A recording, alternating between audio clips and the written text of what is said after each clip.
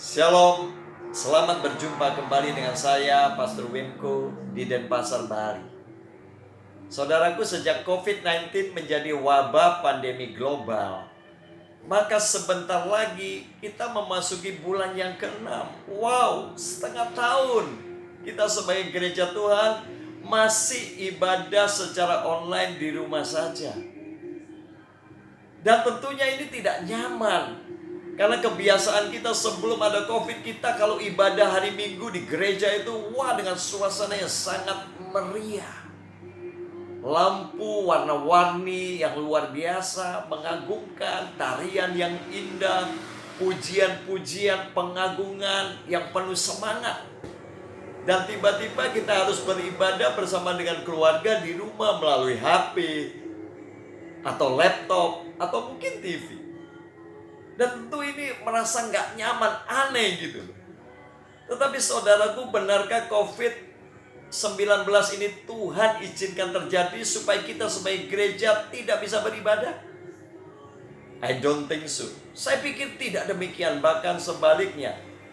Tuhan mau mengembalikan esensi ibadah bagi gerejanya, bagi kita umatnya, supaya kita bukan hanya beribadah seminggu sekali, tetapi setiap hari. Bukan hanya di gedung gereja, tetapi juga di rumah kita, bahkan di mana saja. Bukan bersifat ritual seremonial, tetapi sungguh satu perubahan hidup yang seperti Kristus. Perubahan hidup yang ilahi. Sehingga saudara dan saya sebagai gereja boleh menjadi teladan, menjadi berkat bagi banyak orang. Jadi fokus kita bukan lagi kepada gedung, bukan ibadah minggu, tetapi fokus kita setiap hari adalah kepada Kristus, Sang Kepala Gereja. Karena itu, kalau nanti kita akan mengadakan ibadah offline atau kembali ke gedung, mudah-mudahan kita punya pemahaman yang sama, bahwa pusat ibadah kita bukan lagi gedung dengan fasilitasnya, tetapi Kristus yang tidak bisa dibandingkan dengan apapun. Dan di mana saja kita bisa bertemu. Karena itu saudaraku, Rasul Paulus menulis di dalam 1 Timotius 4 ayat 7 dan 8. Demikianlah firman Tuhan. Tetapi jauhilah takhayul dan dongeng nenek-nenek tua. Latihlah dirimu beribadah.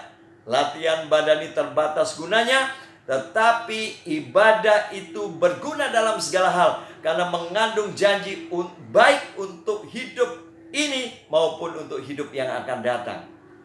Jadi saudara, ibadah atau eusopia ini satu perjuangan, satu disiplin, di mana tidak cukup kalau kita lakukan setiap minggu sekali. Itu harus dilakukan setiap hari, setiap saat, menyelaraskan seluruh kehendak keinginan kita dengan keinginan Tuhan, menjadi teladan dalam seluruh sikap hidup kita. Dan itu satu perjuangan yang tidak mudah, dan harus dilakukan setiap hari, Bapak Ibu. Karena itu saudaraku, dimanapun saudara berada saat ini, kalau kita masih diberikan kesempatan untuk hidup sampai hari ini dan esok, bahkan untuk seterusnya, marilah kita melatih diri kita sungguh-sungguh untuk tekun beribadah kepada Bapa. Bukan hanya seminggu sekali, tapi setiap hari kita selaraskan seluruh kehendak kita dengan kehendak Bapa. Dengan demikian hidup kita menjadi hidup yang berkenan. Dengan demikian saudara dan saya menjadi teladan dan menjadi berkat bagi banyak orang. Saudara, semangat beribadah dan tetap tekun dan setia dalam melayani Tuhan. Tuhan memberkati dan Tuhan beserta kita. Amin.